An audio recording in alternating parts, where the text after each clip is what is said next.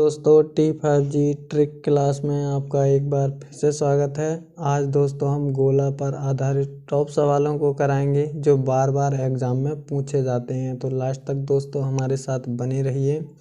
देखिए दोस्तों, पहला सवाल है, एक गोले की त्रिज्या 30 सेंटीमीटर है, उसे पिघलाकर 3 सेंटीमीटर त्रिज्या की कितनी गोलियां बनाई जा सकती हैं। जैसे मान लेते हैं दोस्तों, ये हमारा एक गोला है।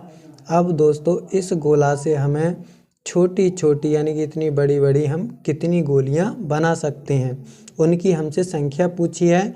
तो देखिए दोस्तों, इसमें आपको कुछ नहीं करना है। देखिए ये 30 सेंटीमीटर यानी कि बड़े गोले की त्रिज्या है, तो 30 सेंटीमीटर बड़े गोले की त्रिज्या। अब देखिए दोस्तों, अब एक छोटी गोली की जो त्रिज्या है वो कितनी है दोस्तों, 3 सेंटीमीटर है। तो दोस्तों इसे 3 से भाग लगाइए आप और इसका कर दीजिए आप घन, यानी कि 3 घात। तो ये कितना हो जाएगा दोस्तों, 3 से इसे काटेंगे तो ये 10 यानी कि 10 की पावर हो जाएगा दोस्तों 3, और 10 की पावर 3 दोस्तों यानी कि 1000 गोलियां बनाई जा सकती हैं।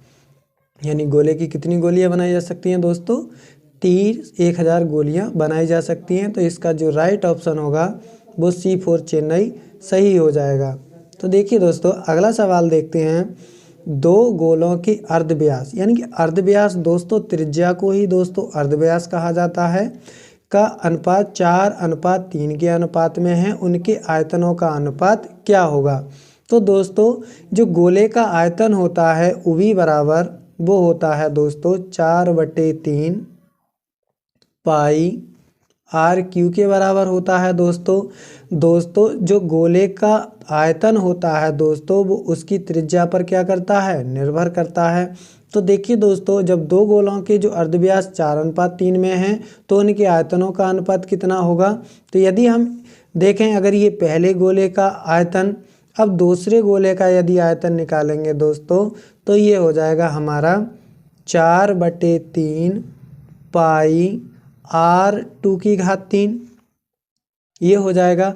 अब दोस्तों यदि हमें आयतनों में अनुपात निकालना है तो दोस्तों हम डायरेक्ट ही अनुपात ले लेते हैं। तो देखिए 4/3 पाई से 4/3 पाई को काट देंगे तो ये आ जाएगा दोस्तों हमारा UV1/UV2 बराबर हो जाएगा दोस्तों, यानी कि पहले गोले की जो त्रिज्या है 4, दूसरे की दोस्तों 3 है। तो यानी कि दोस्तों 4 की घात 3 और बट्टे दोस्तों 3 की घात 3, तो ये आ जाएगा दोस्तों 64/27। तो यानी कि UV1/UV2 कितना आ जाएगा दोस्तों, यानी 64/27। यानी कि उनके जो आयतनों का अनुपात होगा दोस्तों वो 64/27 होगा। तो इसका जो राइट ऑप्शन होगा दोस्तों वो C4 चेन्नई सही हो जाएगा। तो चलिए दोस्तों अगला सवाल हल करते हैं। अब देखिए दोस्तों, अगला सवाल है, दो गोलों का आयतन 8:27 के अनुपात में है तो उनकी पूरी सतह का अनुपात क्या होगा। तो देखिए दोस्तों, हमने UV1/UV2 का जो अनुपात दिया है दोस्तों वो कितना दिया है, 8 यानी 8/27 दिया गया है। तो दोस्तों अब हम जानते हैं, अभी हमने कुछ देर पहले बताया था, यानी कि UV1/UV2 बराबर कितना होता है दोस्तों, यानी कि R1² होता है। तो देखिए दोस्तों UV1 कितना है, 8/27, UV2 27 है। अब इसे दोस्तों यहाँ 3 घात, सॉरी दोस्तों, अब देखिए दोस्तों इसे लिखेंगे हम R1/R2 की घात 3। अब दोस्तों हम इसका क्यूब लेंगे तो ये आ जाएगा R1/R2 बराबर, यानी कि क्यूब तो यानी कि 2/3 आ जाएगा दोस्तों। यानी कि R1 2 है और R2 कितनी है दोस्तों, 3 है। अब हमसे पूरी सतह का पूछा है तो दोस्तों इसका एक बार और वर्ग कर देते हैं तो ये आ जाएगा दोस्तों 4:9, यानी कि पूरी सतह का जो अनुपात होगा दोस्तों वो कितना होगा, 4:9। तो इसका जो राइट ऑप्शन होगा वो A4 अमेरिका सही हो जाएगा। तो देखिए दोस्तों अगला सवाल देखते हैं। अगला सवाल है दोस्तों, लोहे की एक ठोस गेंद की त्रिज्या 9 सेंटीमीटर है, इसे पिघलाकर 3 छोटी ठोस गेंदें बनाई गई।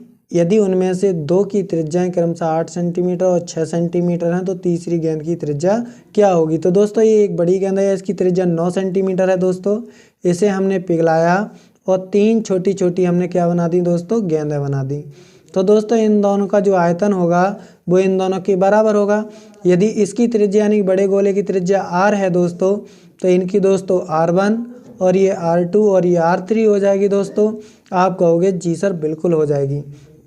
तो देखिए दोस्तों, जो गोले का आयतन होता है दोस्तों वो त्रिज्या पर निर्भर करता है, तो इसलिए हम डायरेक्ट फार्मूला लाएंगे, यानी कि r की घात 3 बराबर दोस्तों r1 की घात 3 प्लस r2 की घात 3 प्लस दोस्तों r3 की घात 3। अब दोस्तों हमें बड़ी जो त्रिज्या यानी r है उसकी त्रिज्या 9 दी गई है, तो 9 का यदि q निकालेंगे दोस्तों तो ये 729 होता है दोस्तों, बराबर। अब r1 कितना दिया है दोस्तों 8, तो 8 का जो घन होता है दोस्तों वो 512 है, और प्लस दोस्तों 6 का जो घन होता है यानी 6 सेंटीमीटर त्रिज्या दी गई है, तो ये 216 प्लस दोस्तों r3 ये हमें ज्ञात करनी है, यानी कि तीसरी गेंद की त्रिज्या ज्ञात करनी है दोस्तों। अब दोस्तों ये 729 बराबर दोस्तों इसे जोड़ेंगे तो ये 728 हो जाएंगे दोस्तों, प्लस r3 की घात 3। अब देखिए दोस्तों 729 में से 728 को घटाएंगे तो ये आ जाएगा r3 की घात 3 बराबर दोस्तों 1, और r3 बराबर दोस्तों आ जाएगा 1 सेंटीमीटर, यानी कि जो तीसरी गेंद की त्रिज्या होगी वो 1 सेंटीमीटर होगी। इसका जो राइट ऑप्शन बी सही हो जाएगा। तो इस प्रकार के सवाल आप इस प्रकार से हल कर सकते हैं। ये वीडियो आपको कैसा लगा हमें कमेंट बॉक्स में बताइए। चैनल को लाइक शेयर सब्सक्राइब कीजिए, जिससे आने वाली वीडियो की नोटिफिकेशन आपको शीघ्र मिल जाए। मिलते हैं अगली वीडियो में। Thank you for watching.